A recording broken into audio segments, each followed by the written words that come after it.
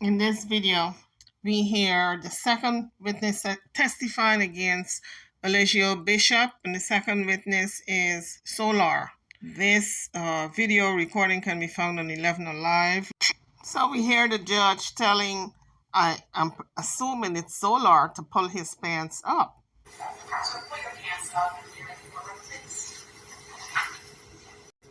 You swear upon the testimony to the court to be the truth, the whole truth, nothing but the truth, so help you God? Yes. When did you first learn of him? Oh man, during my spiritual journey, very early on, I had seen videos after looking at Dr. Sebi, and he was talking about Dr. Sebi. Just lean forward a little bit so we Oh, can yeah. close your microphone, please. Much better. So at that point, the judge wanted him to come closer to the mic so the audio would be better, and he obliged and came closer. So you said Dr. Sebi? Is that right? Dr. Sebi. So not everyone has heard about Dr. Sebi. You guys remember Dr. Sebi? He was the one Lisa Left Eye Lopez was following down there in, I think it was Honduras. Remember, just before she died, she was following him. I was getting deep into veganism and being organic, and his video popped up where he was talking about that. I trailed back into other videos and found him talking about things I talk about, no one else does. Okay. And that was Mr. Bishop that was talking about those things? Yes. When you say a while ago, we're talking a couple years, 5 years, if you just had to estimate about how long ago you first learned of him? 5.5 years. Okay. And did that start just online? Yes. Okay. At some point, did you begin communicating with Mr. Bishop? Actually, yes. I ended up playing chess with him online while I was watching his videos, and he didn't know it was me. But after that, not much personal. Okay. At some point, well, I guess you said you were on this journey. What else was going on in your life at that point when you started finding the videos online? Well, it was my birthday, 23, and I remember being very irritated with the fact that the world doesn't acknowledge nature in a certain way. And I was going through certain things with my family. I haven't lived with my father since ever. I used to spend weekends with him, things like that. No father figures around. And I was always looking for that, always. Brothers, friends, whatever. And, I went to this isolation phase. And I was sleeping on the floor in my room. Didn't even want to use the bed. We were going really deep into depression. Just from learning more and more. The more I learned, the sadder I got. I didn't know there was another way to live. I never thought of leaving the country. Never imagined that you could live a nice life in Mexico. So seeing that was like a huge relief. When I saw his videos with him standing on the mountains, no clothes, speaking the knowledge that I taught, and I felt free. I felt like something, like the ceiling was removed, and I could breathe. And I was like, I can keep living my life happily. I can do something. And is that what was appealing about the life that Mr. Bishop offered? 100%. A little sidebar here. That's what all these cult leaders offer. They put on this great facade that they are living such a perfect life until you join. Then you find out the real deal. When did you leave home to go stay with him? Well, I actually went and started my own tribe, which was a video he made where he recommended we do that. I did. Naturally. Actually didn't even plan it. I ended up going into Mexico from San Diego, California.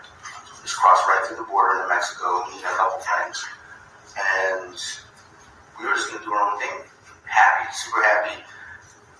Somebody ended up calling him while we were in the car, and he ended up asking what we have to offer.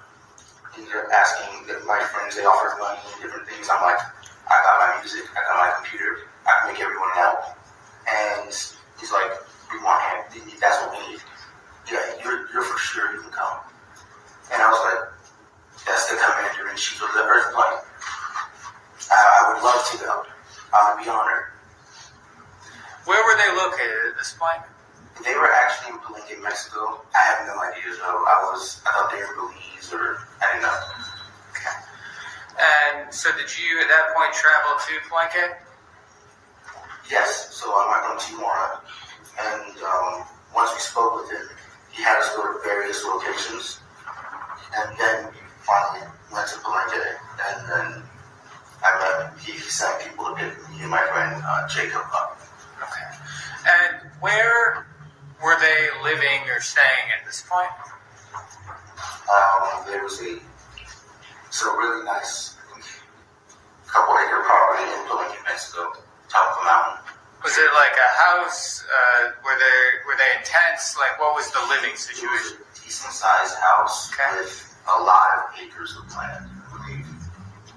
I think 5. I could be wrong, but it was a lot of acres of land, mango trees, fruit trees. They set up tents wherever. And when you arrived, did you have personal belongings like passport, currency, things of that nature with you? Yes. What happened to those items? I wasn't going to leave them behind. I brought them with me, and I just stored them in my backpack in the attic. After a couple months, it actually was all ruined. I guess he was trying to determine if the passport and the IDs were taken away, because remember, the women and some of the men said theirs were taken away. We know that Velvet as well as Zoka and all those ladies, theirs were taken away, which would really show that they were not at free will to leave. When you first met up with the group, how would you describe your relationship with Mr. Bishop? I think I was frustrated with the group in general. At first, they weren't applying the knowledge that we were there apparently for. It's like they didn't know. It's like they were students. I thought I was going to be around a bunch of masters. Some of the guys were having a meeting and they were going to leave. I expressed my frustration of them not applying the same music that they rap, the same knowledge they rap about in their music. And I'm like, this is crazy. I thought you guys were them. And Eligio told me, he said, you're right. Don't worry, you are right. But they don't respect you yet. Be quiet and let me handle this. And I just sat there frustrated initially. I thought we had a good relationship at first, and I believe later on that night, he ended up going around calling me a vampire and saying I was just sucking up the energy around and really negative. Started telling people to stop talking to me. Started telling people to stop engaging with me. We were at dinner, I remember.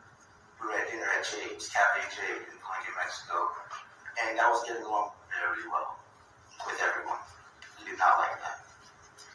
What were the sleeping arrangements in the group? The men were separated from the women, unless they were paired together, which was off and on. The sleeping arrangements were either on the floor in the house together as a group. If we're sleeping inside, if we sleep outside, we all had our own Cabela tents, very large tents, and we can share them with 4 to 8 people sometimes. Or we had our own personal tents. Okay.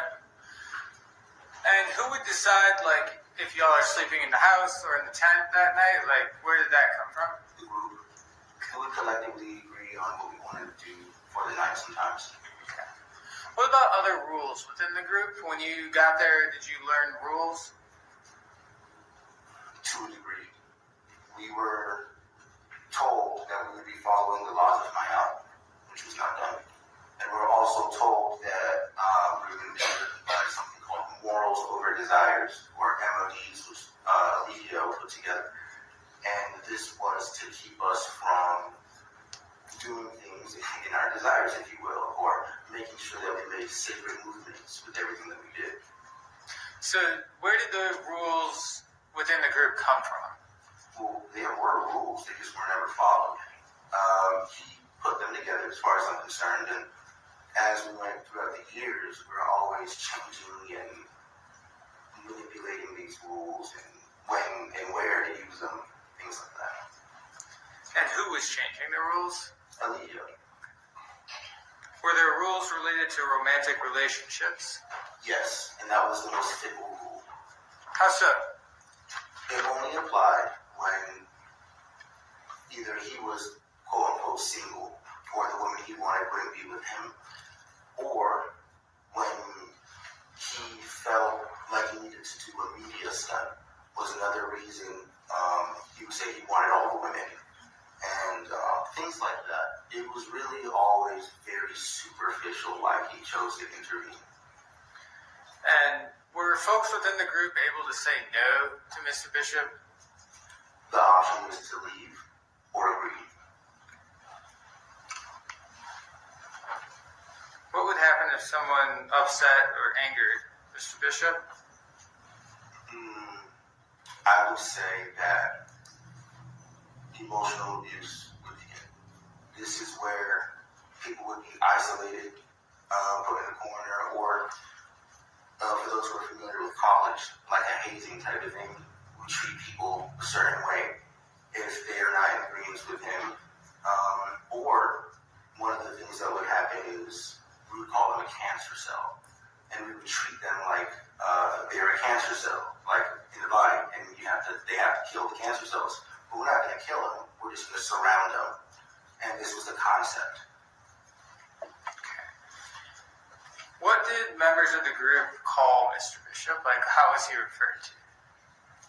It changed from my experience, Commander-in-Chief, and then it went to Chief. It went to, let me see, there was Nature Boy. I never got to meet him when he went by Nature Boy. There was 3 guy. I think the list goes on. He used to change his name really often to similar things. So, just small alterations.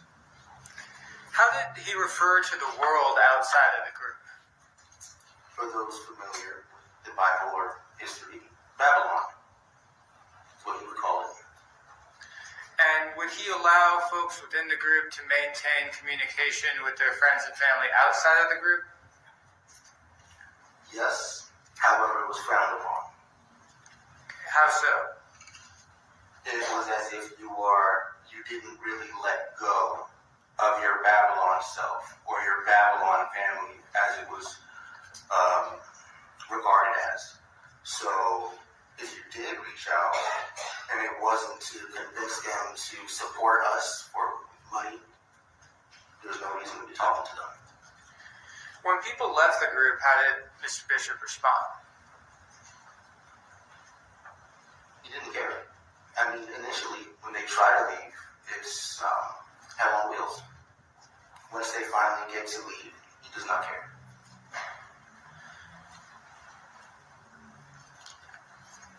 Can you describe whether there was like an us against them ethos within the group?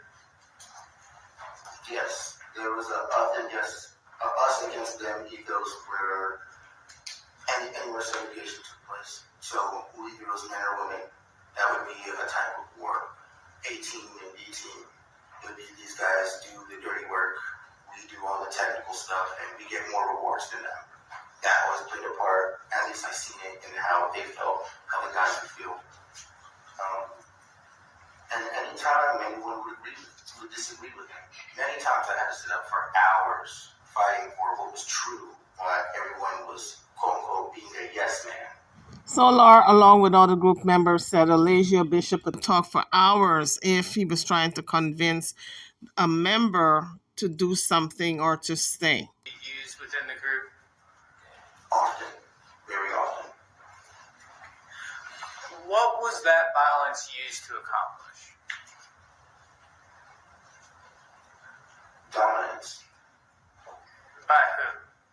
Eligio, even if it was done from other people, it was usually under an order. Very militant, so things would be done under orders. Well, I guess it's going to be very interesting later on because so far everything Soular has said I've heard before, and worse. I've heard even worse. did the group maintain a robust online presence while you were there? Oh, yes.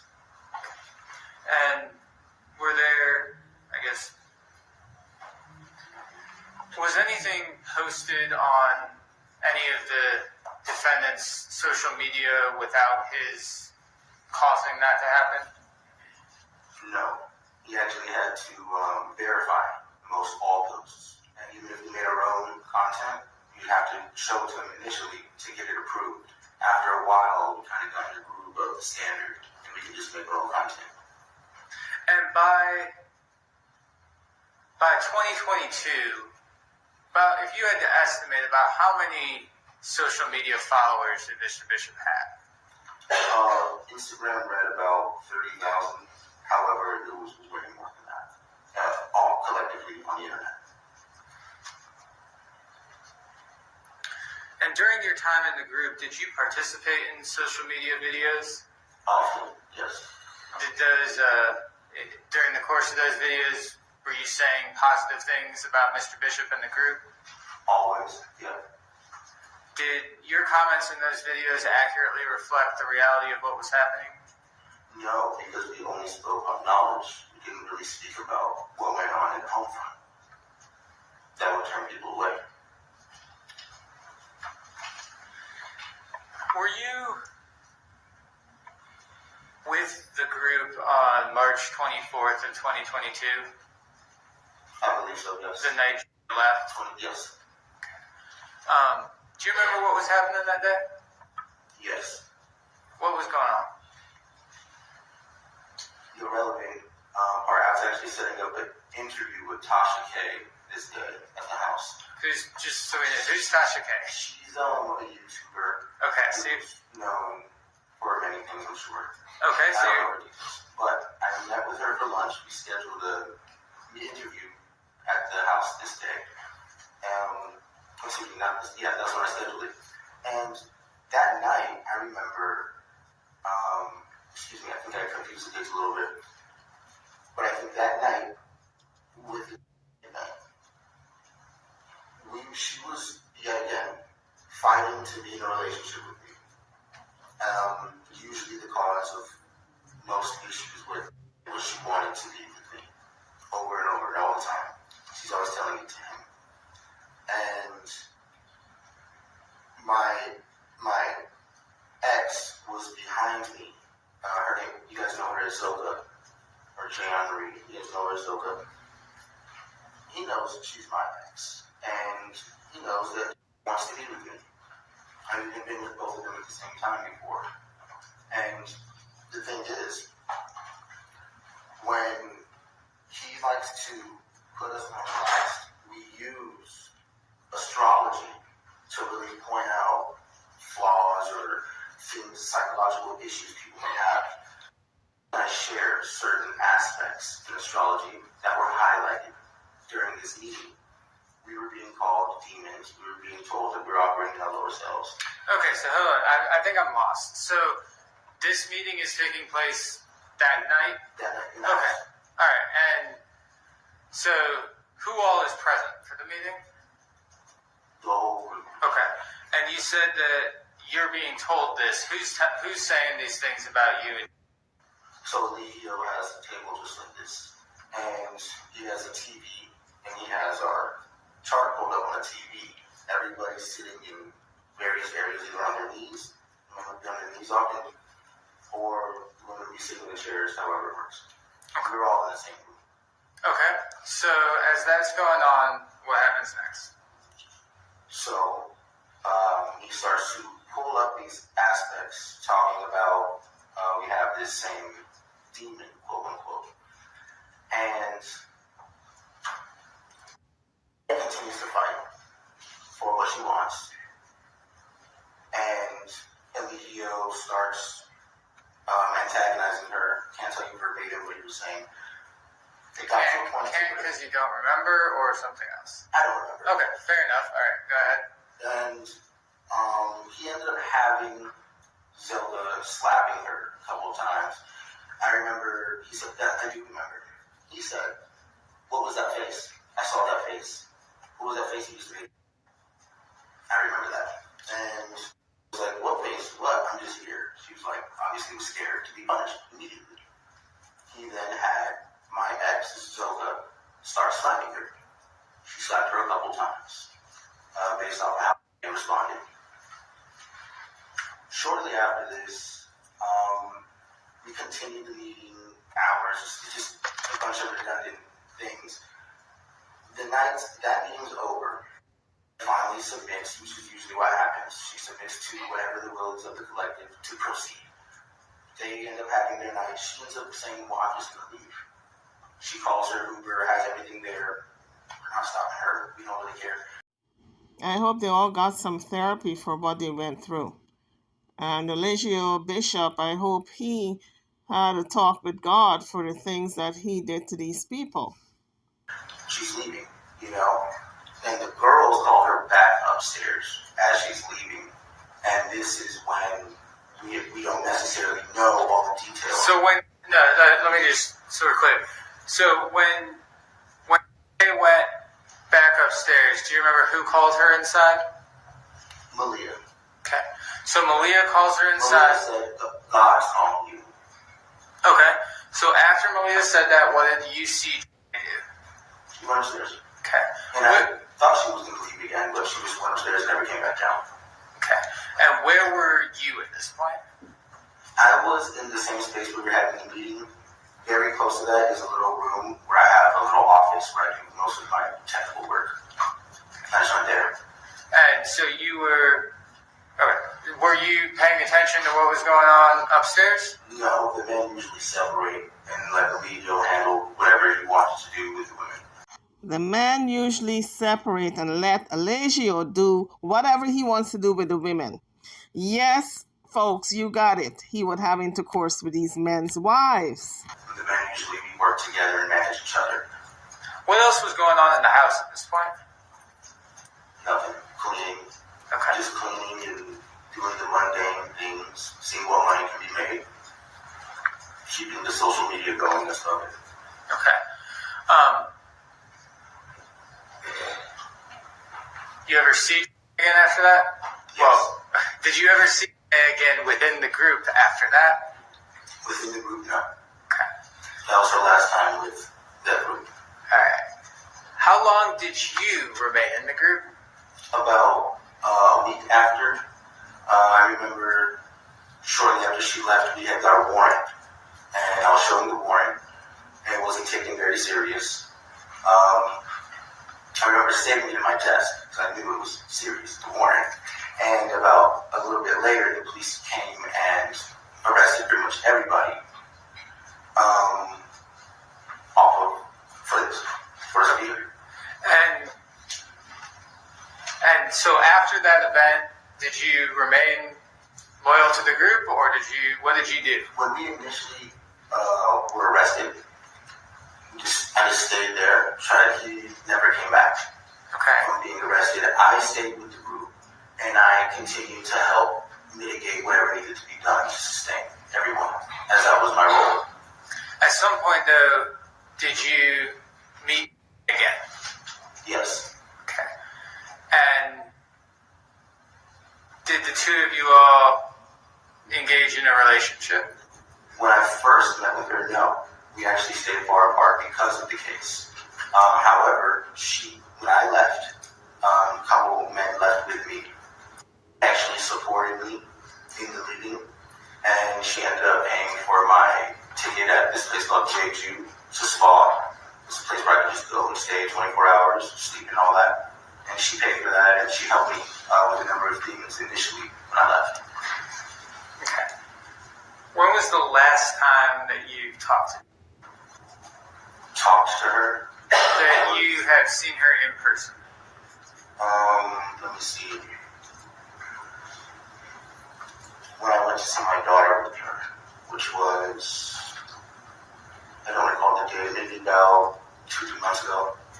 So that's what I was trying to get at. The two of y'all have a child together, right? Yes. And that happened, did that happen after you left the group? Yes. Okay. But are y'all currently in a relationship? It's complicated. Do y'all currently reside in the same home? No.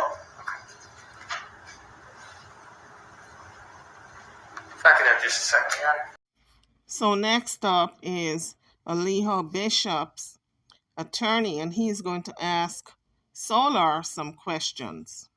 My name is Robert Book. I represent Mr. Bishop. Just a few questions for you. All right, so you indicated you know him very well. You were in San Diego. You went over into Mexico. And what year was that you did that?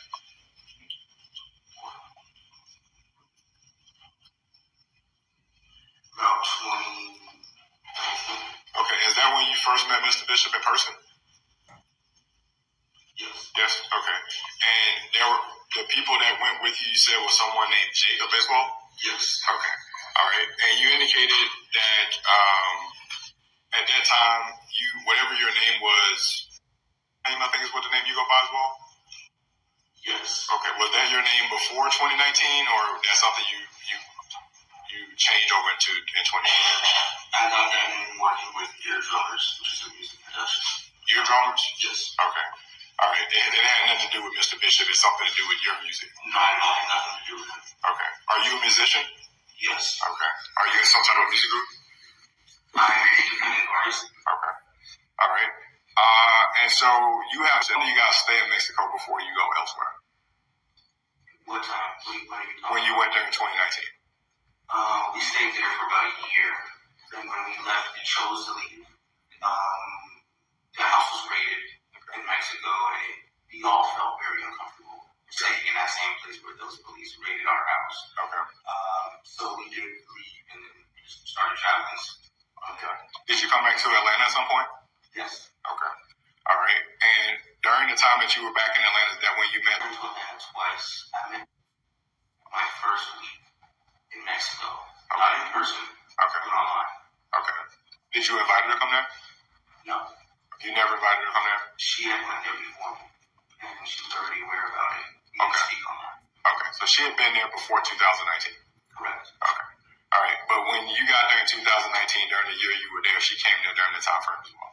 No. She never came there in 2019. 2019. Okay. I remember mostly talking to her on the phone, and I believe she did initially for the first time in Atlanta. Okay. When I first met her in person. And you guys were in Atlanta in 2020?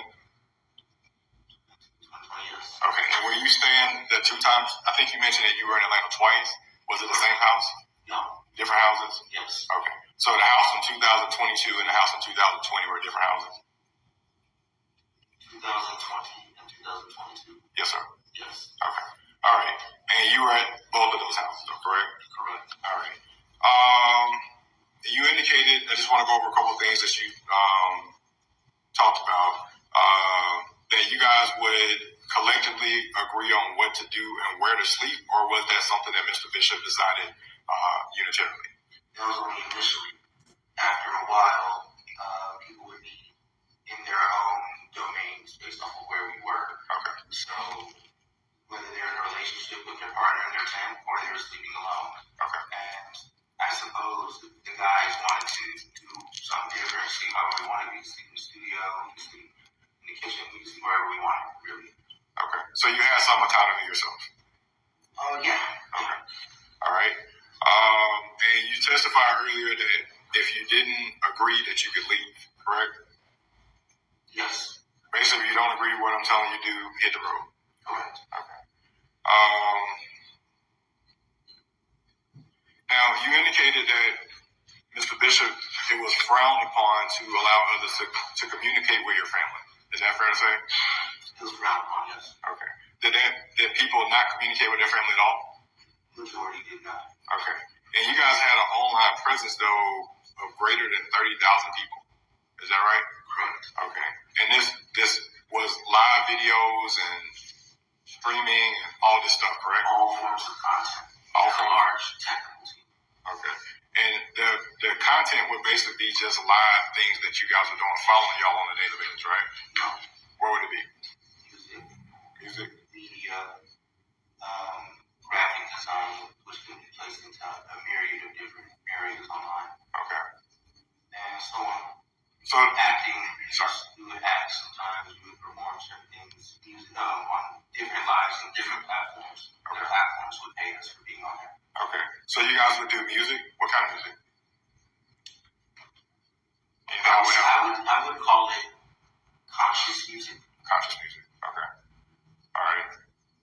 And that would be for the whole group? Correct. Even for myself to this day. Okay. And you said you guys would also do some type of graphic design? Yes. Okay. What do you mean by that? Photoshop, Final Cut, DaVinci Resolve, different things to editing, whether it be music videos, a normal post with a picture, maybe a quote from him. Okay. Maybe a movie picture. This would be something you guys would do every day? Every single day. Okay. And you also said you guys did acting as well? Yes. Is that acting something you guys would do every day? It depends on if that was what we had a dossier for. Okay. And would the acting include everybody in the group? No, it would just be whoever the creative minds were at work. Okay. But it would be produced on behalf of the group? Yes. Okay. And it would have to be checked by Eligio. Okay. Even the music character. So the music, the graphic design, and the acting were all things that Mr. Bishop helped to create and or facilitated in some way, and you needed permission. Would sometimes the acting be dramatic? No. What would the acting include? Skits. Things like skits and different metaphorical ways to convey a message of knowledge itself. Okay. Okay, so the 30,000 plus followers, but you believe it was more than that, right? Yes. Okay, and I'm almost done. Based on you were present at the house in Atlanta on March 24th, 2022, correct? Yes. Okay. And you said Zoka, ZOCA, that was a girl that was your ex-girlfriend, correct? My wife on paper. Your wife on paper. So you guys were married legally at some point? Yes. Okay. And so you were in a relationship with her, you separated from her, they wanted to be with you as well. I never really separated from them. Okay. How would I put this? From the ex-wife? You never separated? You know, these situations would have us at odds, often in different places, but we were always in communication. They would even sneak out to come and meet me when they could at any time. Okay. All right. Because in fact, you said on direct examination that you were with Zoka and sexually at the same time before. Correct. Okay. Was that something you guys did often? No. Just something you did just one time? Correct. Okay. Not one time. Huh? It was not one time, but it wasn't often either. Oh, it was more than one time. It was while the relationship was lasting. While we were all publicly together. It was a lot of games that had to be played for our relationships to exist. Okay. All right. Okay. So Zoka is your ex. You're in a relationship with Zoka and Correct. okay. But ultimately ends up leaving that night. Well, she goes outside with her bags, and then she comes back inside, right? She never got to leave the door. Her stuff was stopped right at the door. Okay. Her Uber waiting for her outside. Okay, so she turned around and came back upstairs. This is a two-story house? When Malia said God is calling from upstairs in the two-story house, she turned around and went upstairs. Okay. When she went back upstairs, did she say anything to you or anybody else? No. Okay. And her bags that she had, were they just left there at the front door? Correct. Okay. And this is a two-story house that had a 3 bedrooms on the second floor, correct? Yes. All the bedrooms for that house was on the second floor. Yes. Okay. And upstairs it had two bathrooms and a half bathroom on the first floor, correct? That's my first one. Yeah, that's right. Okay. And the men slept somewhere on the first floor and the women slept in a room upstairs? The testimony so far seems so superficial. They're not digging deep into the abuse. I guess that's to come later on. I guess what Soular is neglecting to tell them is that the lifestyle was a polygamy lifestyle where they were sleeping with each other. Changed based off of where we conversed up. So there was times where I slept in the room upstairs. There was times where I slept in Eligio's room, by his bed, or watching a movie or something. Okay. It just depended. Here again, I felt they could have went deeper because Soular admitted to sleeping right in Nature Boy's room, and the attorney could have said, "Well, why were you sleeping in Nature Boy's room?" And in one of the videos, Soular did admit he slept in a room, and not only him, but a lot of the other men, just to service Nature Boy, whatever he needed. They were at his beck and call, like slaves.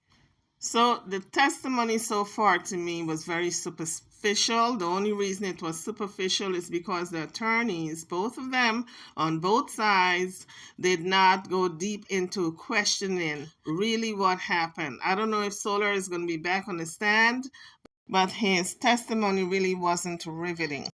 There's about 10 minutes or so left of the testimony. I doubt if it's anything that I haven't heard before because all the videos are on the internet and there are more shocking things, details than what Soular revealed. But like I said before, maybe later on it's going to come out with some more witnesses, or maybe they're going to bring him back to really go deeper into really what went on at this Nature Boys retreat, if you will, or this cult group. All right. And so once she went upstairs, you didn't hear anything from her or see anything else from her again until after she had left. The next day when we woke up and word that she left, there's no need to look for her because she's gone. Okay. And you didn't communicate with her that day? No. Okay. And it was about a week or 2 weeks later that you communicated with her again?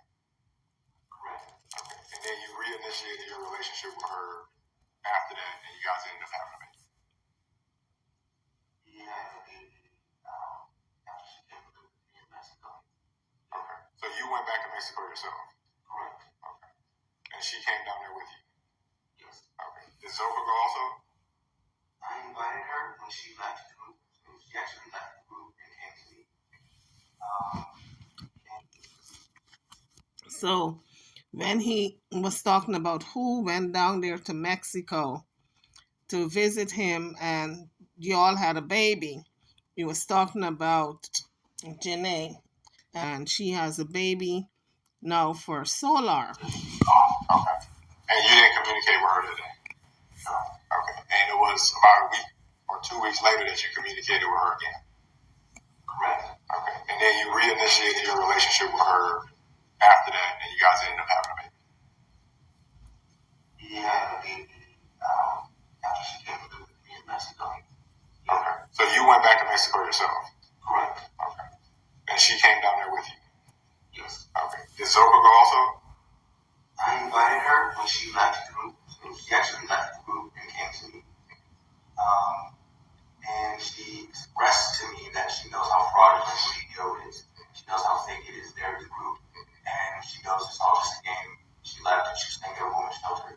She contacted me requesting help.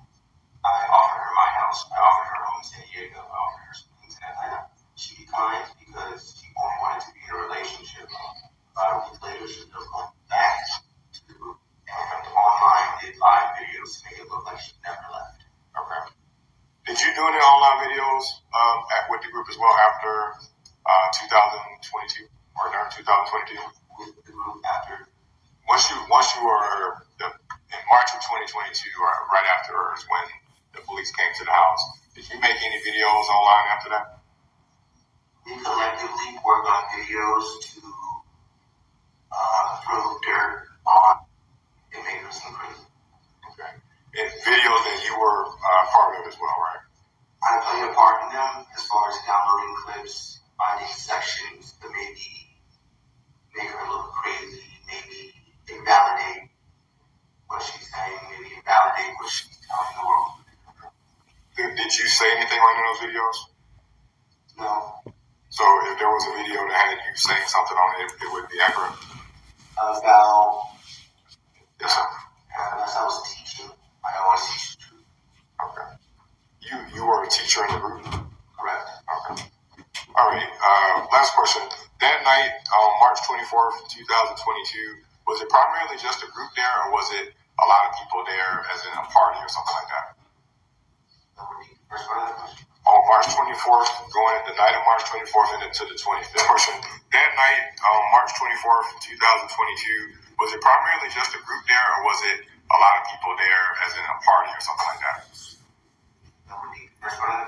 On March 24th, the night of March 24th and into the 25th, was there like a party going on at the house, or was it just like the group, just a typical night there? That was the night where Tasha K had showed up that I mentioned earlier. That was the night she had showed up. The 24th night, correction. That night was the night I left. Okay. After that, so was there a party? Every day is a party. Every night is a party. Okay. The night Tasha, he mentioned somebody named Tasha K. Tasha K shows up. That's after March 24th? That's when you left? It's when I left, yes. Okay, that's when she came there. When Tasha came to that interview, yes. And so you ended up leaving at that time? I ended up leaving at that time because I would lie if I did that interview. Okay. So you did the interview with her expressing your opinion about the group, and then you ended up leaving? No, I did not do the interview because the interview was to be in favor of Eligio. Okay. That was the day that I left because I know that it's the product of the something last. Okay. Right. Human regulates information. Okay. And so the videos that he's placed online, you would say you would disagree with that, correct? From that group, yes. Okay. All right. Last question for you. The online presence, would you say it's thousands or hundreds of videos? This is my third last question. Thousands of videos collectively. Because everybody who posts a video or who has posted a video must put his picture and name in the video somewhere. Okay. So it would be thousands of videos. Thousands. Okay. All right. I have thousands alone. I got thousands of videos alone. In regards to the group, just by yourself. Correct. Okay. So that would it be fair to say over 5,000? Yeah. Okay. Thank you. So Soular was excused. It was very uneventful, not riveting at all, because like I said, the videos are out there already, and we've heard most of them. Well, the first week of trial for an accused cult leader charged with rape just wrapped up in DeKalb County. So DeKalb County prosecutors allege Eligio Bishop was the power-hungry leader of the Carbonation cult and abused members who broke the group's rules. 11 Live's Latasha Givens live in DeKalb County at the courthouse with what we know. Well, good evening, Faith and Jennifer. Court just wrapped up for the week, and today's testimony focused on two key witnesses. The first is a cult expert, and the second was a former member who testified to the abusive behavior he witnessed firsthand. The bulk of today's testimony focused on how cult leaders gain power and what it's like for the people inside the Carbonation. The prosecution calling the founder of the Cult Education Institute as its expert witness. For years, I had known about Mr. Bishop and his activities. This was not a group that was new to me. This was a group that I had learned about years ago. But the defense questioned his qualifications to be considered as an expert. Do you have any professional degrees? I graduated from Phoenix Union High School. Other than that, no. Any associate degrees from junior college? No. Any professional certificates for purposes of psychology? No. The rest of the day focused on the testimony from a man who said he was in Carbonation's living quarters the night the victim was allegedly raped. He says he doesn't know exactly what happened that night, but he testified about the abuse that went on within the group, including seeing the victim punished and slapped for not submitting to the group's rules. The prosecution using his testimony to try to paint a picture of a controlling environment. Were folks within the group able to say no to Mr. Bishop? The option is to leave. Did you ever observe violence be used within the group? Often. Very often. What would happen if someone upset or angered Mr. Bishop? I would say that emotional abuse would begin. This is where people would be isolated. The prosecution also played a video and an audio recording of the defendant allegedly talking about not needing a woman's permission before intimacy. Trial resumes on Monday. We'll keep you updated online and on air. Back to you. And that was 11 Alive News reporting on the story and giving us courtroom footage. On that note, I'm over and out. Don't forget to hit the like bell and subscribe to the channel if you haven't done so as yet. I'll see you guys on the next one. Thank you for watching.